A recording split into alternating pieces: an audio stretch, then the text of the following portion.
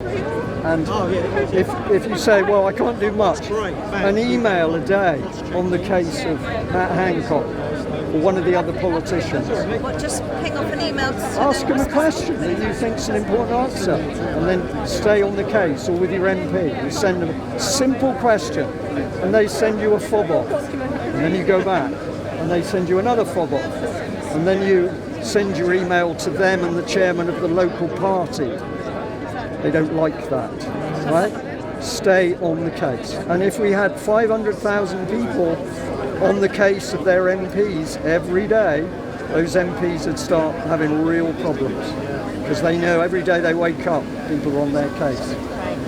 So you can do simple things, talk to other people. My wife doesn't allow me to go shopping with her anymore because I talk in a Tesco queue.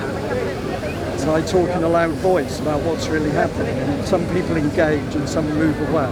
My wife said, but that's a powerful thing to do, because you think nobody pays attention. They do. They may not even speak to you, but they've listened. So go and spread the word, and then look at what other people are doing. And if you like what they're doing, join in with them. So it's teamwork. It's a team. Fighting a war is a team thing. And in the early days for me in Plymouth, I was fighting corruption, and I eventually got to know a councillor there who turned out to be a really good guy, and he's now a friend of mine. But I said to him not so long ago, I said, Lee, all those emails I sent all those years ago, what a waste of time. He said, why? And I said, because I spent hours putting those emails and letters together, and usually I didn't get a reply. And he looked at me and he laughed. And I said, all right, what's funny? He said, well, Brian, let me tell you, because he was in the council as a councillor, every time one of those letters came in, they crapped themselves. He said, you didn't see it because they didn't reply to you, but I saw it. Yeah. So polite, measured, accurate, evidence-based, and then when they fob you off, you go back and you say, you're fobbing me off. Right? And you grip them with your teeth and you hang in there. That's the way to do it. And it's enough people. It's not a small number of people, it's enough people doing it. We made a little bit of thing of the spiritual battle, right? Why do I think I'm reasonably strong? Because I don't believe it's our battle in the first instance. I think somebody up there is fighting the battle. We are the foot soldiers, and we got to do what we can. But the real person shouldering all the responsibility is God. Right? And I'd be happy if we had a different environment to talk about why I now believe this. I absolutely believe it. It's a spiritual battle, right? So every word you say, what words you use, how you say it, that can have a big effect. But Brian, you can't make it a Christian fight, because we need so many more people that are just. Oh no, that's really good. That's a really good statement. In the beginning, we didn't go near any of this stuff, right? Really. Yeah. But if I gave a public talk from 20 years ago, 18 years ago, somebody always came to me and said, "Do you think there's more to it?" And I said yes. Yeah. Now we've got a lot of people coming to us, wanting us to talk about this, because they're searching for an answer. I accept that 100%. But to gather people in, you've got to talk to everybody. I think and that can't be the headline. Have you been invited into Birmingham Central Mosque? I have. Right, but I'm supposed to be the Christian. I was invited in to talk. Right, so I got round that barrier very quickly. Right? So this perception is how you do it. If I was to stand up here and Bible bash you, which I wouldn't do, that would put people off. But I didn't. I said it's a spiritual battle. So there could be somebody here who's Muslim or Hindu or whatever. They know what I'm talking about. Right? But that mob, that's why this thing's going to come on in a minute. What that mob in there want to do is absolutely disconnect us with any concept that there's more to life than this. And they want to do that because if you just believe this is it, then you're fearful of dying and you won't fight for yourself.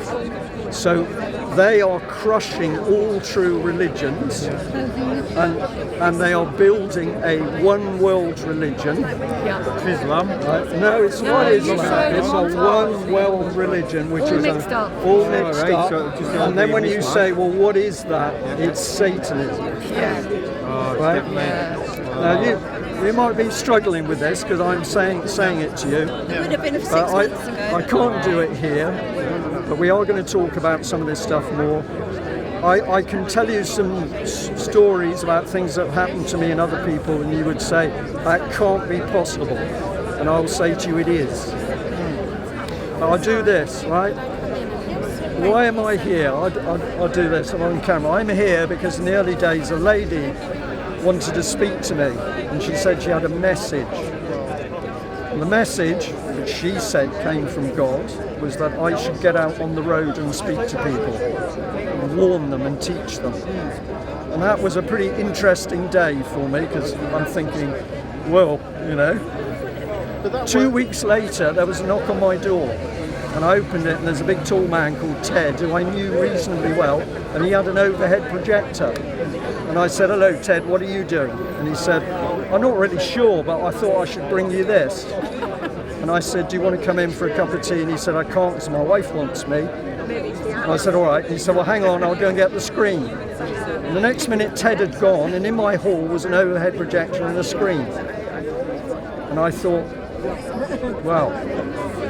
10 days later, I gave my first talk to 17 people. And at midnight, I couldn't get rid of them. Right? From that day onwards, not overabundance, from that day onwards, virtually everything we've needed has been provided. We didn't have an office, it appeared. We didn't have computers, it appeared. We didn't have donations, it appeared. And then people started to come to me, telling me unbelievable things that were happening to them, horrible things. When I followed it through, I found it was true. And ultimately where that led was to the ritualistic abuse of children, to women breeding babies that were killed. This isn't fantasy, this is real, it's happening. And then when you discover that's how dark it is, then you go looking for where the light is. And that's where we really start to understand what this is about.